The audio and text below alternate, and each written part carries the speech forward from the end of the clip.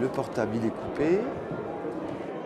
Cette expo à la Sécu, elle est assez importante pour moi parce que c'est la 25e exposition de ma collection. C'est assez fou parce que j'ai démarré il y a 5 ans un peu par hasard à montrer la collection. Et il y a 5 ans, je ne savais pas que j'étais collectionneur. J'avais accumulé des œuvres et pour moi, il y avait un statut du collectionneur dans lequel je ne m'identifiais pas du tout, j'assumais pas du tout. Et donc, ça a été assez étonnant de passer le pas.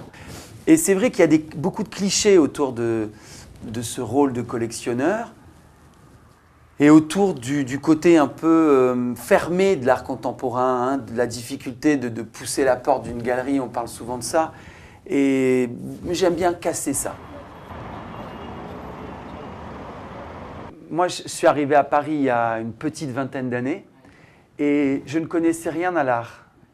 Et probablement, je dois tout à ce milieu, je dois tout à l'art parce que ça m'a vraiment permis de m'accomplir et d'avoir un parcours professionnel. Je dois tout ça à cette passion. Et quand j'arrive à Paris il y a une vingtaine d'années, eh bien, ce sont les œuvres dans la rue qui d'abord me touchent. Et c'est le street art et le graffiti dans la rue qui m'interpellent. Et puis ensuite, j'avais 25 ans et je fréquentais pas mal de squats, j'allais voir un peu ce qui se crée, des milieux assez underground. Et puis, voilà, j'ai commencé à m'intéresser à l'art par cette porte. Et puis, aussi et surtout grâce à Pierre Cardin, puisqu'il m'a donné ma chance très jeune. J'avais 21 ans quand j'ai commencé à travailler ici à l'espace Pierre Cardin, lieu que je dirige aujourd'hui, 20 ans après. Et donc, j'étais attaché de presse du lieu. Et puis, je me suis d'un coup confronté à des expositions incroyables. Je pense à Robert Combas, Ben et beaucoup d'autres artistes. Et voilà, en réalité, je me suis pris tout ça en pleine gueule, quoi. J'y connaissais rien, mais ça me parlait énormément. Et l'art, vraiment, est devenu pour moi incontournable, indispensable. J'ai vraiment attrapé un virus, là, et qui ne m'a jamais quitté.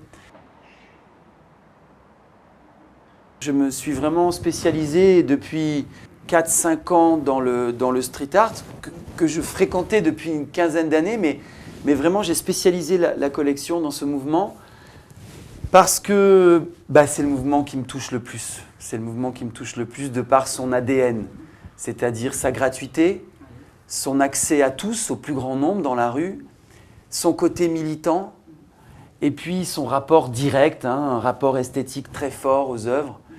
Et puis aussi une multitude de techniques. Il y a énormément de techniques différentes, donc c'est un mouvement très très riche. Et le street art en particulier, c'est un formidable moyen d'ouvrir la porte, hein, d'un intérêt à l'art. Pourquoi ? Eh bien, c'est un art qui est très accessible parce qu'il est lisible et c'est souvent un éclatement de formes, de couleurs. Et donc, ce n'est pas un art compliqué à percevoir, c'est un art assez immédiat. Pourquoi ? Parce qu'il est dans la rue. Il est fait pour être à la portée de tous, des enfants, des adultes, des plus âgés, de tout le monde. Et donc, c'est un formidable moyen pour démocratiser l'art, pour rendre l'art accessible. Et donc, j'adore utiliser ce mouvement pour ouvrir la porte et pour faire venir des gens à nous.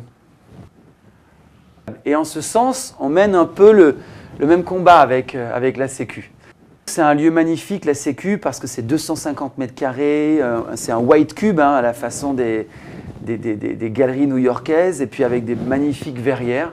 Donc c'est un endroit que j'aime beaucoup, et c'est aussi un endroit qui a beaucoup de sens, parce qu'il y a une artothèque, donc ils prêtent des œuvres tout au long de l'année. Donc voilà, je suis vraiment dans cette démarche aussi de partage, d'avoir envie de convertir des gens, même s'ils ne sont pas du tout dans cet univers, pas du tout dans un milieu privilégié, mais d'ouvrir une porte et de leur donner un accès à l'art. Ça, c'est formidable. Peut-être qu'il y a des gens, qui, au niveau de l'Artothèque, qui pourront peut-être en parallèle de l'expo la voir chez eux, se la relayer, etc. Donc c'est une sérigraphie qui s'appelle Peace Bomber, c'est l'avion de la paix. Chez Part Ferré travaille beaucoup autour des codes comme ça, de l'iconographie que tu connais bien toi en tant que créatif, graphiste. Et donc c'est une sérigraphie, tu vois, signée de sa main de 2009. Et le fait de partager la collection, c'est pas que ça me tient à cœur, c'est que c'est l'essence même de ce que je fais. C'est vraiment ce que j'ai envie de faire. Je n'ai pas envie de faire autre chose. Et on vit un moment formidable parce que ce mouvement est en train d'éclore. Il est en train d'être reconnu par les institutions et on y travaille tous, en premier lieu les artistes, mais nous aussi derrière, les collectionneurs, les passionnés. Et puis tout le monde travaille à la reconnaissance du mouvement. Donc c'est assez exaltant. Seul, on ne fait rien.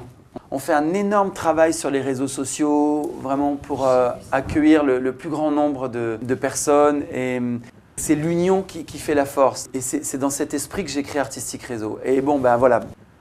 Je pense que si on fait partie de ce milieu culturel, de ce métier, quel que soit le poste qu'on occupe, c'est qu'on a une obsession, c'est de partager, d'agrandir le cercle, hein, de faire en sorte qu'il y ait plus de gens qui s'intéressent à l'art. Parce que ben, ça change la vie, ça a changé la mienne.